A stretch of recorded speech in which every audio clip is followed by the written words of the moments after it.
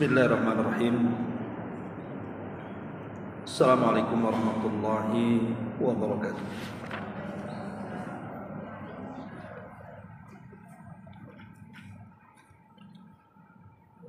Alhamdulillah, wassalatu wassalamu ala Rasulillah wa ala alihi wa sahbihi wa mawalah wa la hawla wa la quwata illa billahi wa ba'du.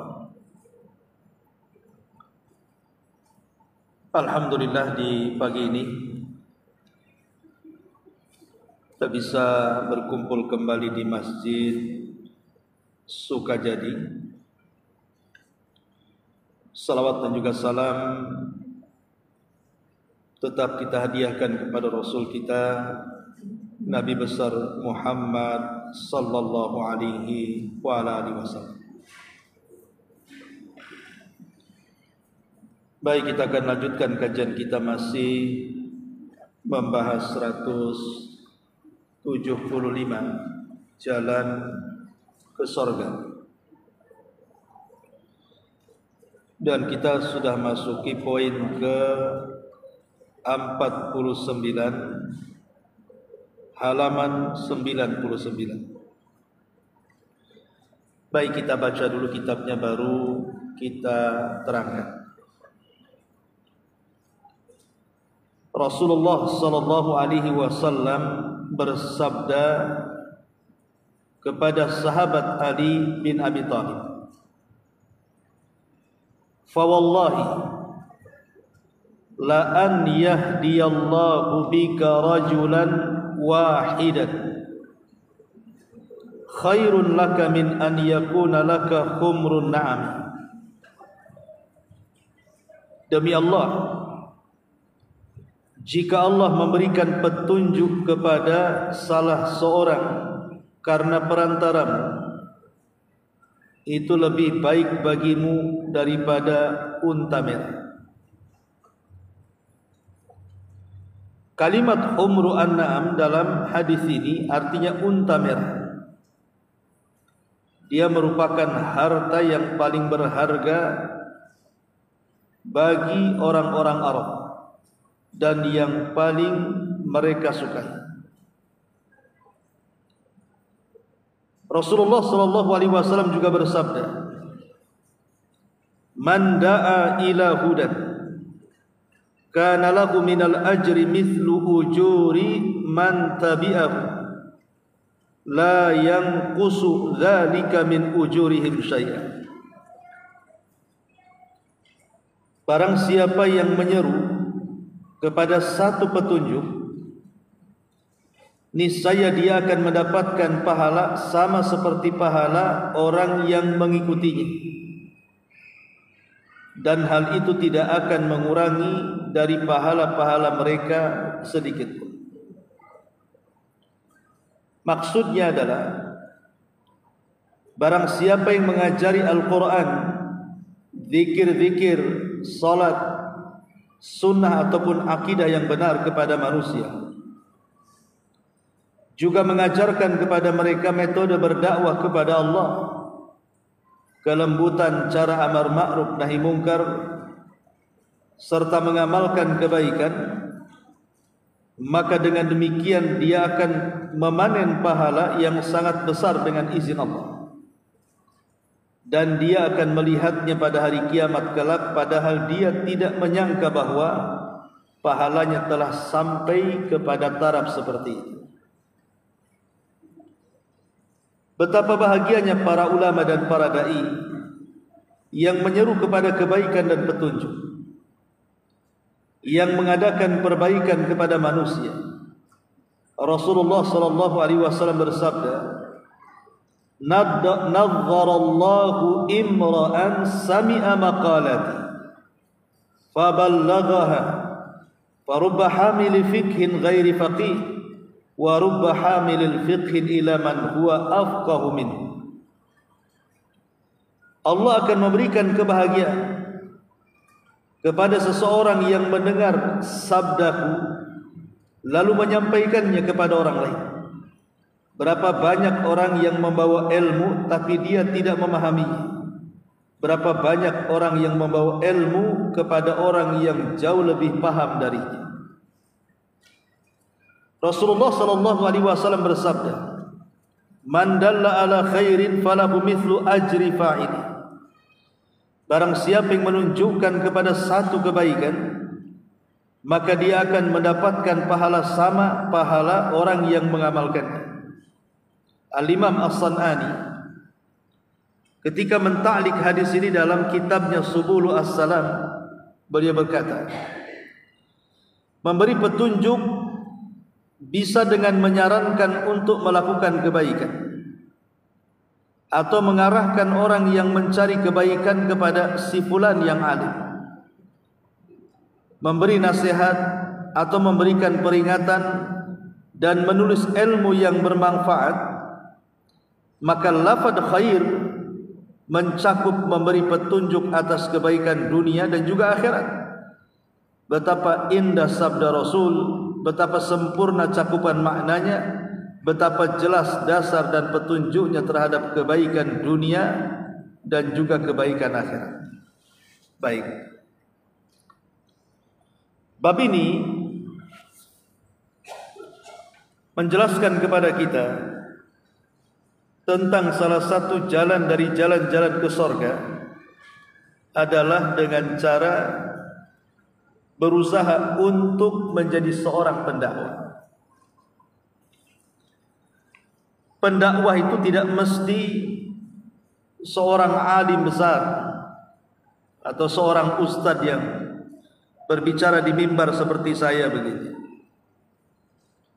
Tapi berdakwah itu siapapun bisa melakukan, asal menyampaikan ilmu yang dia pahami saja. Jangan melewati batas yang tidak dipahami. Makanya Rasul mengatakan, "Ballighu anni walau ayat." Sampaikan dariku walaupun satu ayat. Jadi ibu bisa mulai berdakwah itu dari anak-anak kalau memang yang punya anak. Mulai dari anak-anak ibu bisa dakwahi. Ajari mereka salat, ajari mereka membaca Quran, ajari mereka adab dan akhlak, ajari mereka hukum-hukum Islam. Atau mulai dari orang-orang terdekat dalam rumah. Namanya orang tua yang belum salat, kita ajak salat. Orang tua yang tidak bisa baca Quran, kita ajari baca Quran. Kalau sama-sama tidak bisa baca Quran, ajak orang tua, cari majelis-majelis Quran, duduk bersama-sama.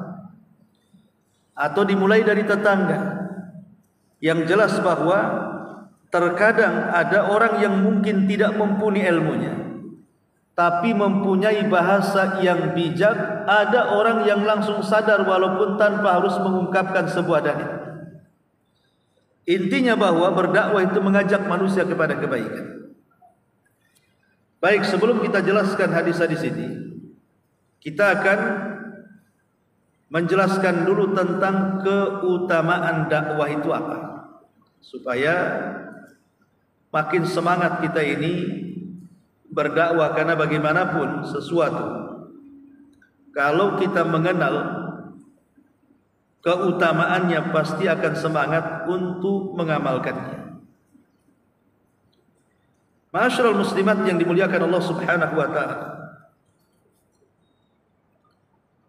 Pertama, tentang fadilah dan keutamaan berdakwah. Berdakwah itu adalah ahsanu kalimat, sebaik-baik ucapan yang keluar dari setiap lisan seorang manusia. Di dalam surah Fussilat ayat 33 Allah mengatakan, "Wa man ahsanu qawlan mimman da'a ila Allah."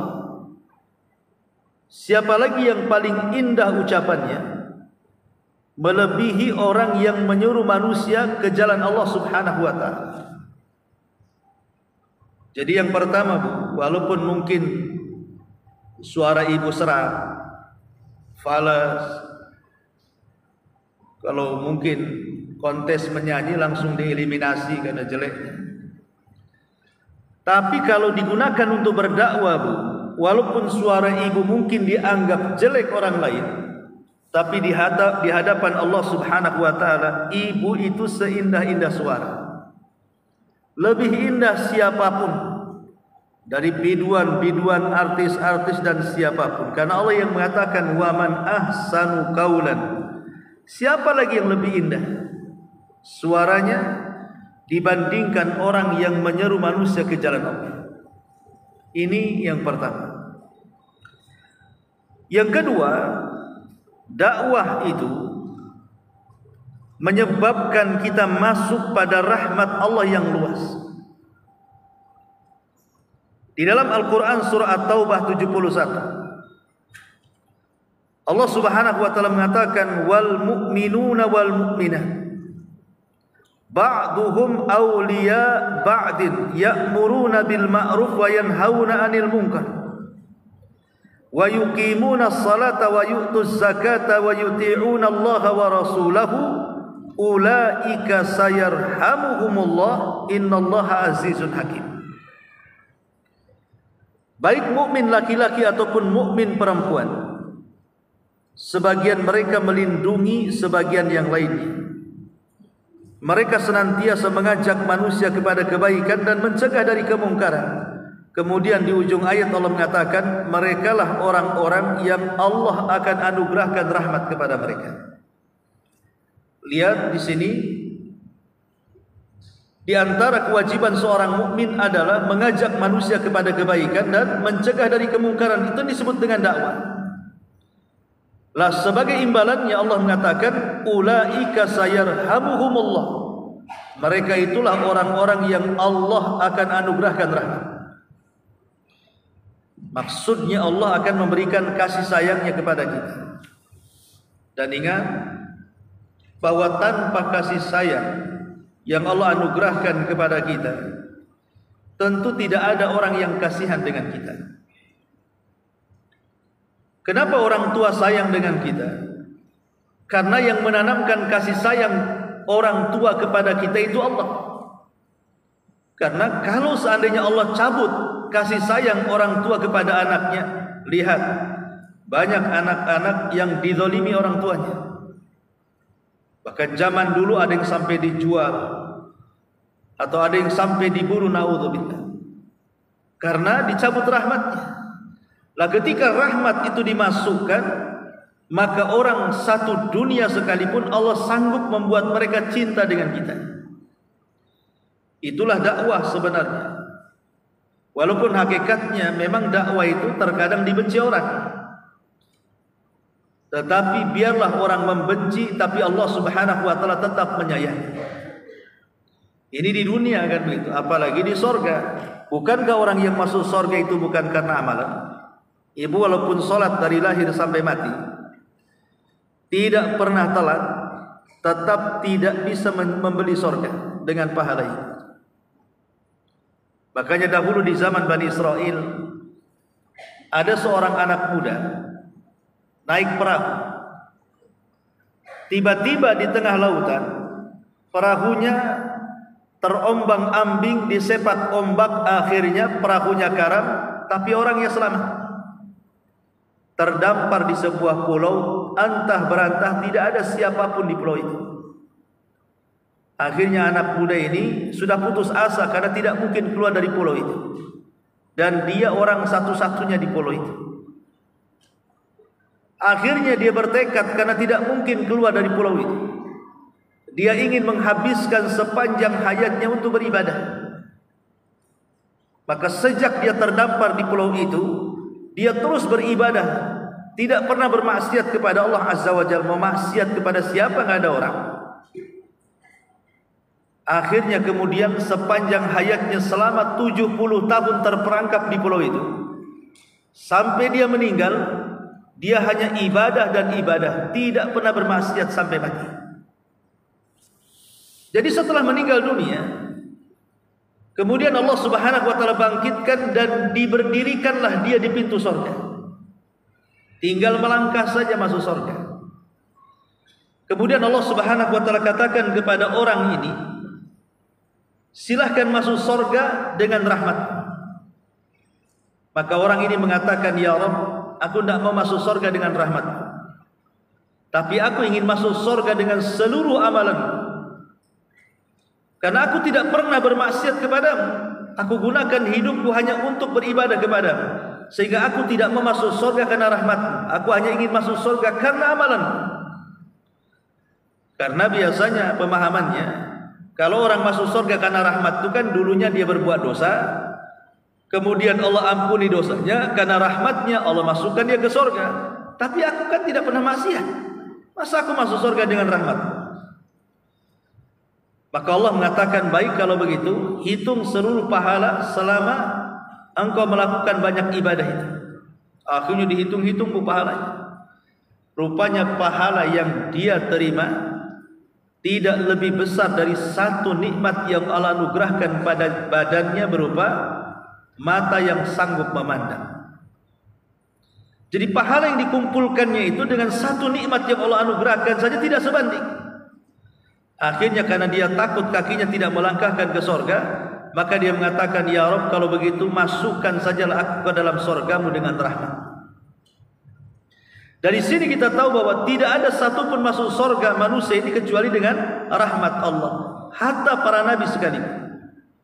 Bahkan Nabi sendiri mengatakan ketika ditanya, termasuk engkau wahai Muhammad? Ya, termasuk aku.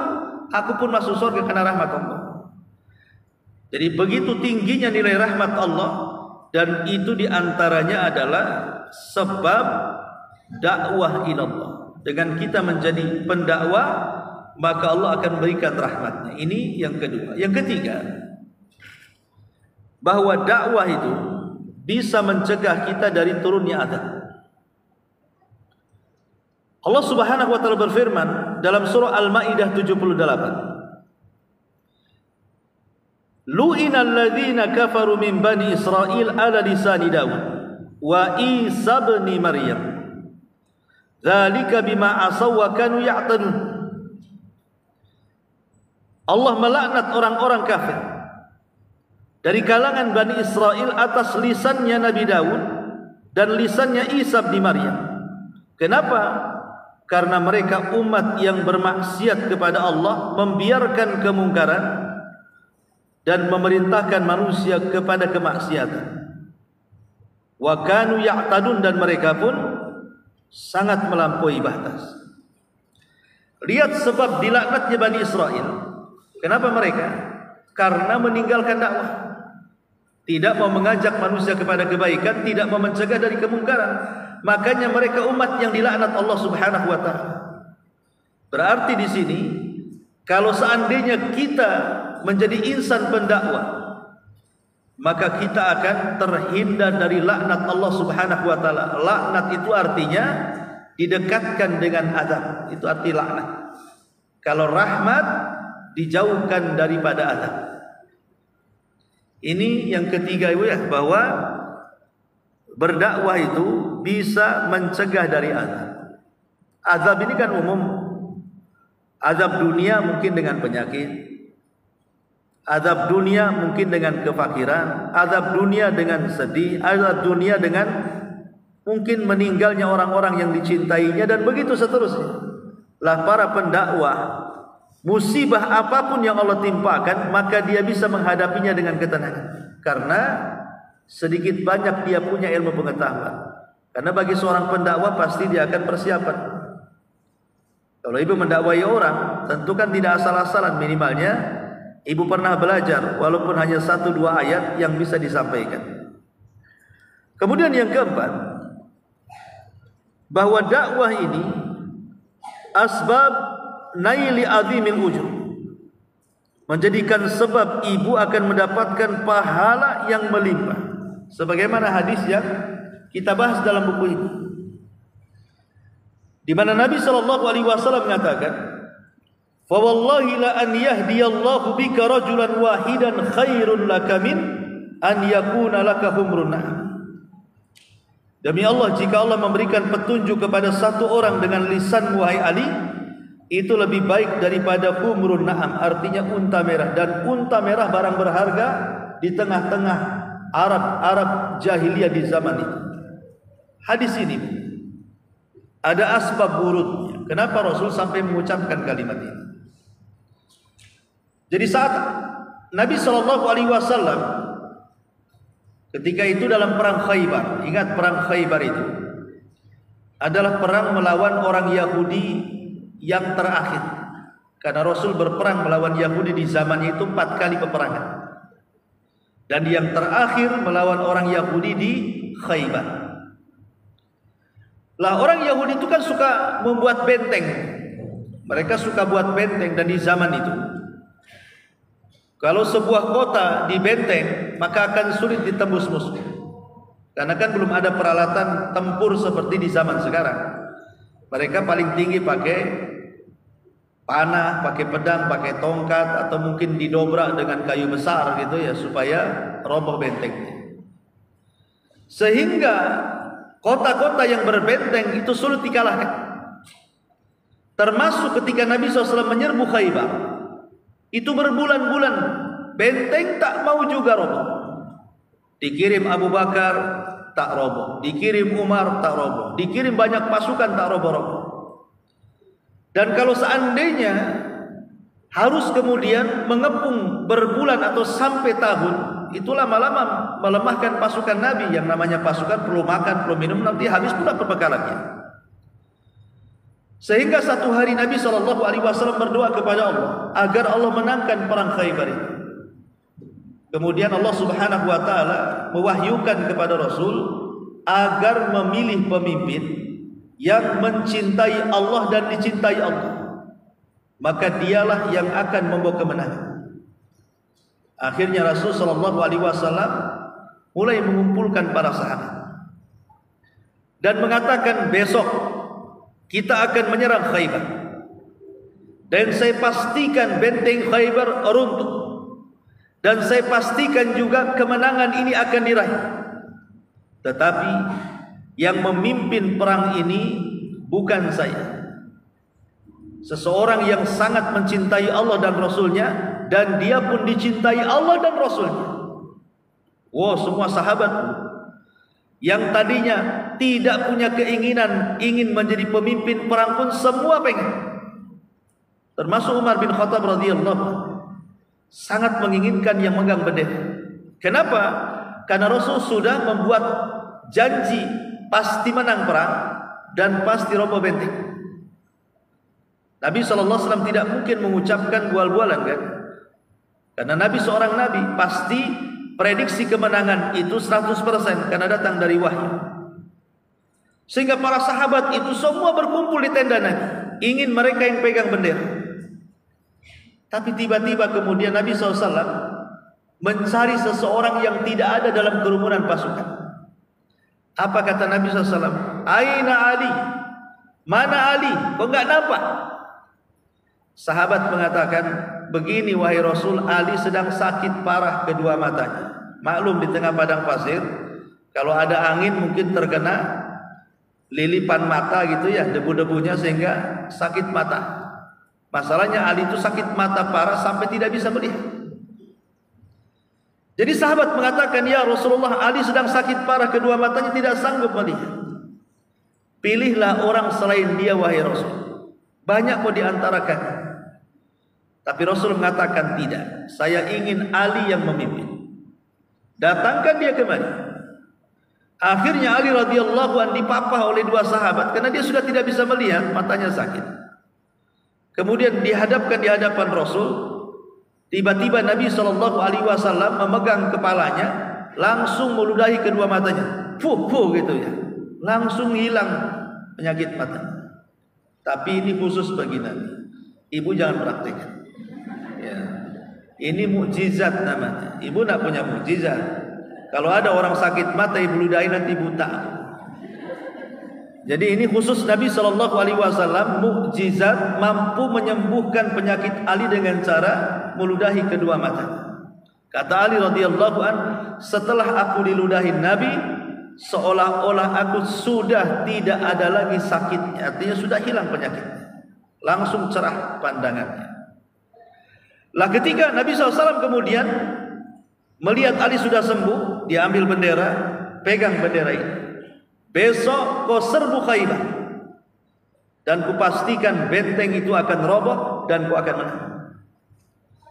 Maka Ali radhiyallahu anhu kemudian memimpin pasukan keesokan harinya. Tapi Nabi sallallahu alaihi wasallam berpesan. Pesannya apa? Nih pesannya di sini. Rasul mengatakan, ya Ali, fa wallahi la an yahdiyallahu bika rajulan wahidan khairun laka min an yakuna laka humrun na'am. Ali, demi Allah, jika engkau memberikan petunjuk kepada musuhmu itu satu orang saja, karena lantaran lisanmu, maka itu lebih baik daripada engkau mendapatkan humrun na'am, unta merah.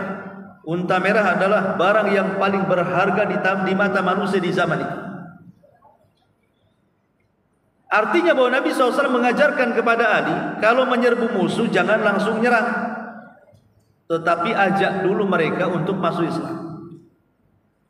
Berdakwah dulu, ngomong dulu.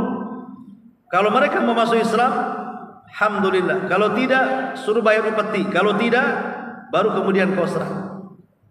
Menunjukkan jihad itu bukan yang utama. Karena inti perang itu kan dakwah. Kalau langsung diserang, kapan dakwahnya? Makanya Rasulullah SAW memukadimahi kepada Ali, ajak dulu mereka ke dalam Islam. Demi Allah, kalau satu orang saja wahai Ali, lantaran lisanmu dapat hidayah taufik, itu lebih hebat dibandingkan unta merah. Mungkin kalau di zaman sekarang, Bu, unta merah itu kendaraan yang paling mewah, yang paling mahal, yang paling indah satu dunia. Kira-kira kendaraan apa? Lah itu lebih baik daripada kendaraan yang paling mewah. Kalau satu orang bisa kita dapat hidayah karena lantaran kita, gitu maksudnya dia sadar. Makanya ini kesempatan bagi kita bahwa kalau kita berdakwah itu kita akan meraup pahala yang sangat besar. Ibu bisa berdakwah kepada teman. Dan sekarang alhamdulillah kan, sekarang kan masing-masing ibu pasti punya handphone. Tidak mungkin di zaman sekarang ibu tidak punya handphone. Bahkan mungkin satu orang bisa dua, bisa tiga kan di zaman sekarang. Pengemis saja pakai handphone. Apalagi orang-orang yang berduit pasti punya handphone. Dan di dalam handphone itu kan pasti ibu gabung di grup-grup tertentu. Grup WA keluarga, grup WA teman, grup WA sekolah, dan begitu seterusnya lah. Ini kan kesempatan ibu bisa menulis artikel yang jelas gitu ya, yang sahih, menyebarkan artikel tertentu walaupun mungkin copy paste dari orang lah setelah dapat izin, atau mungkin membagikan amalan-amalan yang sesuai dengan Quran dan Sunnah. Bagikan di grup-grup, entah di WA, entah di Instagram, entah di Facebook, entah di YouTube, entah di TikTok, tadi apalah terserah. Boleh jadi dari sekian orang yang membaca artikel kita, atau yang menonton video kita, atau mungkin yang membaca artikel orang yang ibu share kepada dia, mungkin ada di antara mereka yang membaca kemudian mengamalkan. Kan kita tidak tahu. Siapa yang tahu? Rupanya tulisan kita itu menyadarkan orang. Kalau seandainya lantaran tulisan kita ada orang sadar yang tadinya tidak sholat jadi sholat, yang tadinya malas puasa jadi puasa, yang tadinya malas baca Quran jadi baca Quran, yang malas hadir di majelis ilmu akhirnya rajin hadir di majelis ilmu, ataupun apalah sebutkan amalannya, maka tanpa sadar ibu sudah mendapatkan barang berharga dalam kehidupan, berupa lebih baik daripada unta merah. Lebih daripada itu, bukan hanya kita mendapatkan barang termewah di dunia ini, tapi lebih daripada itu, ibu sedang menanamkan pahala yang mengalir tanpa sadar. Itulah yang dikatakan di sini, man da'a ila hudan kana lahu minal ajri mithlu ujuri man tabi'ahu la yanqusu dzalika min ujurihim syai'an. Siapa yang mengajak manusia kepada kebaikan, maka dia sudah dapat pahala plus pahala orang yang mau mendengarkan apa yang kita serukan. Kalau yang mendengarkan 10 orang, berarti kita mendapatkan pahala 10. Nanti dari 10 orang itu umpamanya sadar, copy paste lagi dari tulisan ibu disebar lagi ke orang, dapat 100 orang, berarti ibu sudah dapat 100 lagi, jadi 110 nama. Begitulah itu namanya multi level pahala. Semakin banyak jaring, semakin banyak yang sadar, tanpa sadar ibu sudah makin banyak pahalanya. Nah, itulah Bu, makanya seandainya nih ibu-ibu ya merawat anak lah, anak sendiri gitu kan, kemudian sampai di pesantren, hafal Quran, sampai kuliah di luar negeri umpamanya kan, sampai jadi pendakwah. Kemudian dia lantaran dakwahnya banyak yang sadar gara-gara dia tuh. Umpamanya sampai ratusan atau ribuan murid-muridnya. Lah pahala itu akan mengalir kepada ibu yang mengarahkannya. Atau mungkin saya tidak punya anak Ustaz, karena saya masih jomblo. Maka bisa ibu datang ke pesantren, datang ke sekolahan, kemudian ibu titip sedekah untuk menjadi ibu angkat mungkin salah satu daripada santri di pesantren. Saya titip Ustaz, ini untuk anak-anak santri. Kalau ibu rutin umpamanya, walaupun tidak banyak, boleh jadi mungkin dari sekian santri di pesantren mana gitu ya, kemudian dia menjadi kiai besar, menjadi ustadz besar, menjadi dai kondang, akhirnya ratusan bahkan ribuan orang sadar karenanya. Maka pahala yang ribuan gara-gara si ustadz ini mendakwahkan dakwah kebaikan itu akan kembali ke ibu, karena ibu yang mendanai anak itu sewaktu di pesantren sehingga dia jadi orang besar. Nah, itulah yang dimaksud hadis ini di sini. Ma'asyiral muslimat yang dimuliakan Allah Azza wa Jalla, makanya perkara dakwah ini bukan perkara enteng, pahalanya besar dan bisa mengalir. Ma'asyiral muslimat yang dimuliakan Allah Subhanahu wa taala. Kemudian juga di antara fadilah dakwah. Dakwah ini adalah min asbab al-falahi wan najati fid dunya wal akhirah. Menjadi sebab ibu mendapatkan keselamatan di dunia dan di akhirat. Karena begini Bu, kalau ada kemaksiatan di depan mata, kemudian tidak ada yang mengingkarinya. Kalau ada kebaikan di depan mata, kemudian kita tidak mengajaknya orang untuk melakukan kebaikan, maka Nabi SAW mengistilahkan dengan sebuah perahu. Kata Nabi, ada sebuah perahu. Perahu ini 2 lantai. Penduduknya yang menumpang di perahu itu sebagiannya tinggal di dek yang bawah, sebagiannya di dek lantai 2. Kemudian perahu ini berlayar di sungai. Orang-orang yang terkurung di dek yang paling bawah, mereka tidak bisa mengambil air, kecuali harus naik ke dek yang kedua, baru mereka mendapatkan air. Satu hari karena keseringan naik, jadi orang-orang yang di dek bawah itu takut mengganggu kepada orang yang di lantai 2. Asik naik minta air terus. Jadi mereka takut kalau orang-orang yang di lantai 2 jadi bosan. Akhirnya orang-orang yang di lantai bawah ini berpikir bagaimana caranya supaya kita tidak menyibukkan orang yang di lantai 2. Akhirnya punya ide, bagaimana kalau kita bolongi aja kapalnya katanya. Nanti kan dari lubang itu keluar air. Jadi kita tidak minta lagi ke atas. Ini orang-orang di lantai 2, kalau seandainya yang di lantai 1 membiarkan membolongi kapal hanya ingin mengambil air, kira-kira kapalnya itu akan karam atau tidak? Pasti karam. Namanya kapal bocor, air keluar terus, lama-lama kan karam. Artinya begini, kalau seandainya orang yang di atas, walaupun mereka tidak ikut membolongi kapal, tapi kalau membiarkan orang yang membolongi kapal, mereka juga ikut tenggelam di situ. Lah Rasul ingin mempermisalkan kepada kita, memang kita tidak ikut maksiat. Mungkin ada orang berzina, kita tidak ikut berzina. Ada orang mabuk, kita tidak ikut mabuk. Ada orang bergibah, kita tidak ikut gibah. Tapi kalau kita biarkan mereka melakukan kemaksiatan, kemudian turun adab, yang mati bukan dia saja, kita pun terkena imbas. Yang itu maksud. Lihat tsunami, lihat gempa, lihat gunung meletus. Yang mati itu bukan penjahat saja, ustadz pun mati di situ, kiai pun mati di situ, orang-orang baik yang hafal Quran pun ikut mati di situ. Itulah yang difirmankan dalam surah Al-Anfal, wattaqu fitnatal la tusibannal ladzina zalamu minkum khassa. Takutlah kepada azab Kalau Allah Subhanahu wa taala sudah turunkan, yang mati bukan orang yang jahat di antara kalian, tapi orang yang baik pun akan terkena imbasnya, kata Allah. Kenapa? Karena tidak ada ingkar kemungkaran dan tidak ada mengajak kepada kema'rufan. Maka dakwah itu hakikatnya apa? Mencegah azab sebenarnya. Mencegah azab kita supaya kita tidak ikut karam. Tidak ikut juga dengan orang itu. Jadi kalau kita sudah mendakwai dia, kalau seandainya turun azab, insyaallah azab itu tidak akan kena kepada kita. Kenapa? Karena kita sudah memberitahu. Contoh, ya. Di dalam Al-Quran ada satu kisah, namanya kisah Ashabus Sabti. Kisah Ashabu As-Sabti, kisah pemilik hari Sabtu.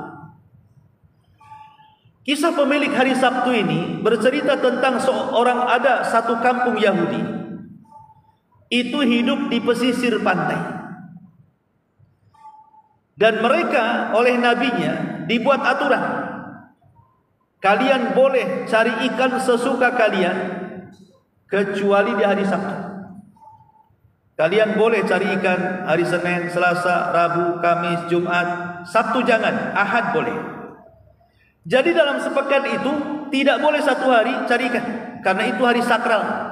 Nanti kalau cari ikan di hari Sabtu kualat. Jadi mereka diuji oleh Allah Subhanahu wa taala dengan hari Sabtu. Akhirnya mereka pun mentaati. Mereka tidak pernah mencari ikan dari Sabtu. Masalahnya satu hari Allah ingin menguji keinginan mereka. Di hari lain ikannya nggak nampak. Di hari Sabtu pula ikannya loncat-loncat, melambai-lambai, tangkap aku, tangkap aku. Ini kan ujian, Bu, ya kan? Di hari lain kok nggak nampak ikannya, nggak ada. Di hari Sabtu pula loncat-loncat ikannya. Lah ada sebagian orang tergiur. Kok banyak ikan ya hari ini? Tapi kan hari Sabtu tak boleh tangkap. Jadi adalah sebagian orang yang mengikuti syahwatnya. Mereka berpikir, gini sajalah, kita jangan tangkap di hari Sabtu, tapi kita pasang di hari Jumat. Kita petakan saja ikan ini lari kemana, ya. Kemudian kita pasang jaring di hari Jumat. Untuk ikan di hari Sabtu diambilnya hari Ahad. Kan kita tidak ngambil ikan di hari Sabtu, katanya. Itu namanya tipu-tipu, bukan? Allah mau ditipu namanya. Betul, mereka pasang jaringnya di hari Jumat, tapi mereka sudah tahu ikan lari kemana tuh. Sengaja mereka pasangnya di hari Jumat. Tapi sebenarnya itu ikan muncul di hari Sabtu tuh yang akan masuk ke jaring itu. Kemudian mereka angkat di hari Minggu. Sampai berkali-kali, ini sekelompok orang kecil ini, katanya kalau kita memakan ikan yang di hari Sabtu kita akan terkena azab. Buktinya kita makan ikan yang muncul dari Sabtu tak ada azab, katanya. Akhirnya dari situ mereka apa kata Nabi ini gak jelas, katanya. Dari situ mereka mulai ragu-ragu terhadap kualatnya hari Sabtu. Akhirnya nyemplung sekali di hari Sabtu. Setelah nyemplung di hari Sabtu tangkap ikan, Allah makin lagi menguji mereka. Akhirnya makin banyak tangkapannya. Mereka pun bersenang-senang. Mulailah yang lainnya ikut. Akhirnya manusia terpecah menjadi 3 kelompok. Kelompok pertama orang yang nekat cari ikan dari Sabtu. Alasannya tidak ada azab kok yang. Kelompok yang kedua ekstrem, melarang-larang. Kok jangan cari ikan dari Sabtu. Ingat wasiat Nabi kita. Kalau kalian cari ikan dari Sabtu, matilah kita semua. Nanti kena azab. Kelompok yang ketiga beda pula pendapatnya. Dia melarang kepada orang yang ekstrem dengan mengatakan, sudah biarkan saja mereka. Kalian ngapain cerewet, ngelarang-larang? Biarkan aja mereka cari ikan. Kalau dapat azab, biarkan aja dia kena azab. Nah, biasanya di masyarakat kan ada 3 kelompok seperti ini, ya. Satu tetangga ahli maksiat, ya. Satu tetangga ekstrem, gerah dengan maksiat. Kalau bisa lapor RT RW, bubarin maksiat. Satu yang ketiga ini enggak, udah jangan bising, biarkan aja. Gak usah bising, dia maksiat, kamu kan enggak. Nah, inilah 3 kelompok di masyarakat persis dengan kisah Ashabus Sabti itu. Akhirnya yang ekstrim ini, yang gak mau melihat maksiat Oh, kalau begini nanti akan turun azab. Saya tidak mau terkena azab. Kalau begitu, siapa di antara kalian yang tidak setuju dia carikan dari Sabtu, ayo kumpul dengan sini. Akhirnya terpisah di sini. Kemudian mereka membuat perkampungan sendiri, kemudian membentengi diri dengan orang-orang yang carikan. Kita bukan tidak sekampung lagi. Kalau kalian ingin carikan dari Sabtu, silakan. Kami mau pindah. Akhirnya dibenteng. Lah orang yang tengah-tengah ini, yang tidak cari ikan dari Sabtu, juga tidak, atau membiarkan orang yang mencari ikan dari Sabtu, dan dia tidak ikut dari Sabtu, tapi melarang orang-orang yang melarang orang yang mencari ikan. Dia gabung dengan orang yang cari ikan, walaupun tidak cari ikan dari Sabtu. Maka terjadilah dua kampung di tembok tengahnya. Setiap hari orang-orang yang mendapatkan ikan dari Sabtu, oh mereka tertawa berpesta pora karena mendapatkan ikan banyak setiap pekannya. Sampai pada waktunya azab Allah turun kepada mereka. Biasa mereka ramai karena dapat ikan kan. Orang-orang yang ekstrim, yang selalu mengingkari kemungkaran ini dan mencegah kemungkaran dan mengajak kebaikan, telinga mereka sudah tidak mendengar tertawa-tertawaan lagi. Kok senyap di balik tembok ini? Kenapa? Ada apa kan ini? Penasaranlah, diutuslah salah seorang di antara mereka panjat tembok. Akhirnya panjat tembok, ditengok tak ada satupun manusia. Tidak ada satupun manusia di situ. Akhirnya dilaporkan nggak ada orang katanya. Pada kemana mereka kan? Akhirnya kalau begitu kita buka gerbang, kita tengok, karena kan di antara mereka ada, ya mungkin ada hubungan keluarga, ponakan, paman, bibi atau apa kan. Jadi mereka pas buka gerbang, sama sekali nggak ada orang. Yang ada hanya monyet-monyet yang sedang menangis di tembok-tembok pembatas itu. Kemudian sisanya jadi batu. Tetapi mereka tidak bertahan hidup, 3 hari langsung mati. Di sini Allah Subhanahu wa taala katakan, kunu qiradatan khasin, jadilah kalian kera-kera yang dihinakan. Jadi orang-orang yang mengambil ikan di hari Sabtu, mereka dijadikan kera.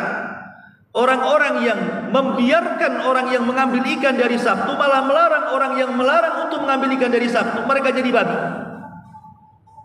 Tetapi orang-orang yang senantiasa berdakwah, mencegah kemungkaran, mengajak kebaikan di balik tembok, mereka selamat. Begitulah kalau kita membiarkan kemungkaran, maka kita akan terseret kalau turun azab. Tapi kalau kita mencegah kemungkaran, minimalnya kalau turun azab kita nggak kena. Itu maksudnya. Nah, inilah pentingnya berdakwah di sini. Berdakwah kepada Allah Subhanahu wa taala supaya melindungi kita dari azab Allah Subhanahu wa taala.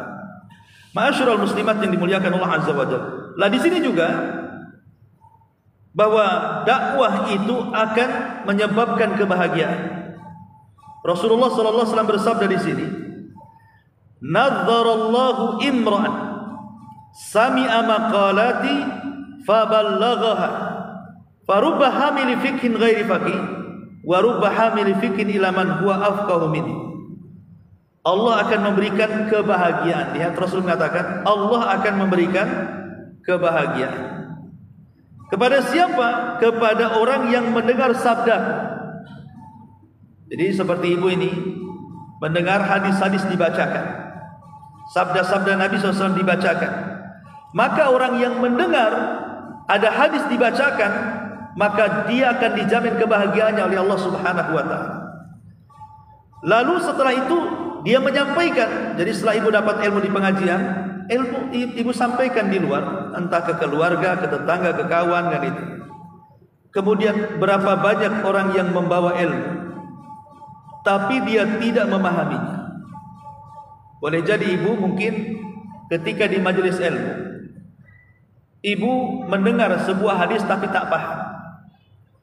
Kemudian ibu ingin sampaikan kepada tetangga, kepada keluarga, oh tadi Pak Ustadz ngomong begini-begini. Boleh jadi orang yang mendengar itu lebih paham, akhirnya menjelaskan. Ibu baru paham. Ketika hadir di majelis ilmu, ibu tak paham. Ketika disampaikan kepada orang, ada yang memahamkan, akhirnya ibu paham. Itu maksud. Kemudian betapa banyak orang-orang yang membawa ilmu kepada orang yang jauh lebih paham darinya.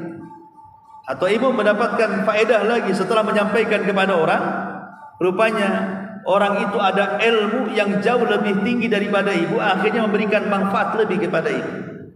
Intinya dalam hadis ini, Nabi SAW menjanjikan kebahagiaan orang yang menuntut ilmu kemudian mendakwahkan.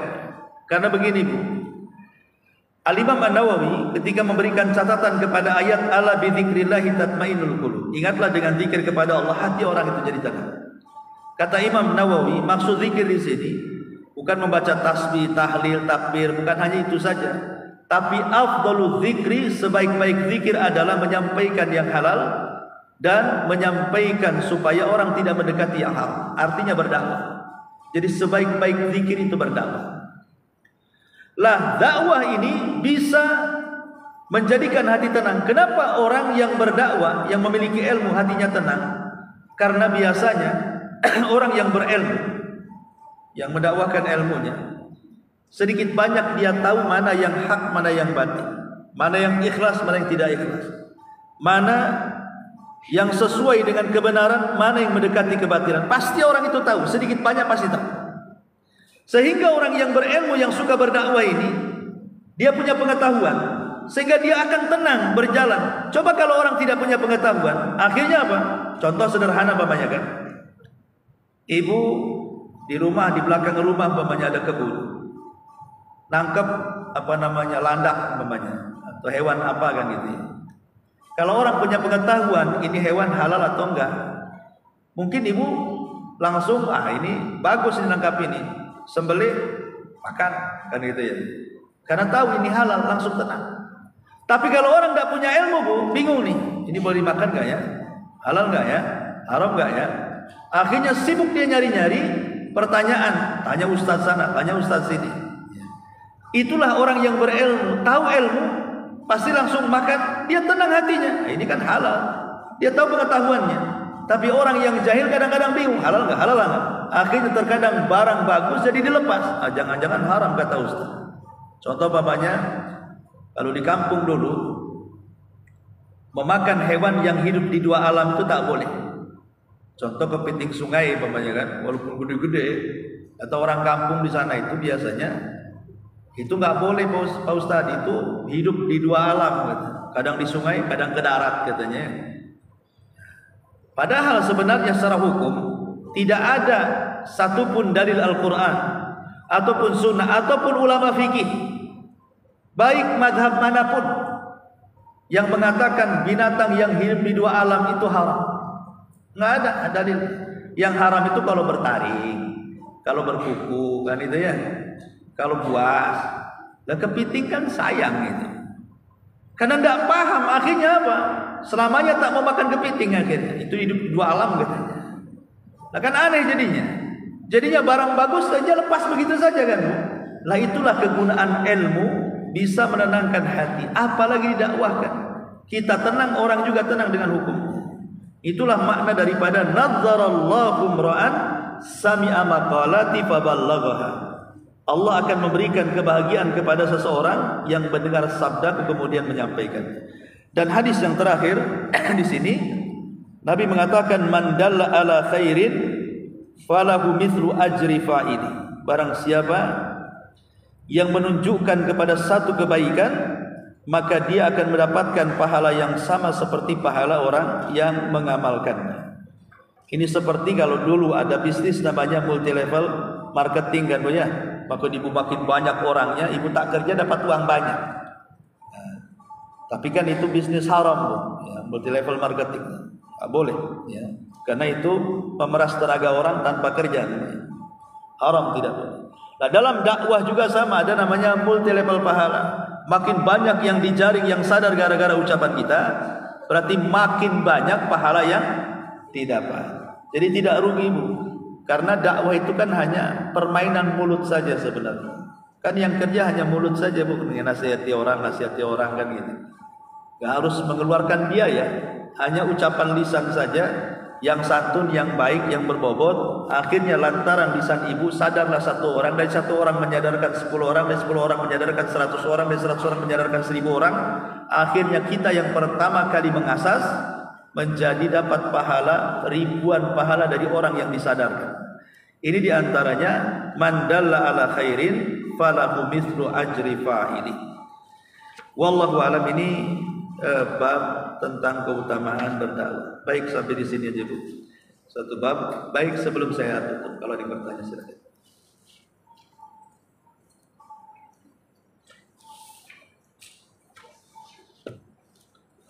Ada, kita tutup dengan kafaratul majlis. Subhanallahi wa bihamdika asyhadu an la ilaha illa anta astaghfiruka wa atubu ilaik. Allahu ta'ala. Assalamualaikum warahmatullahi wabarakatuh.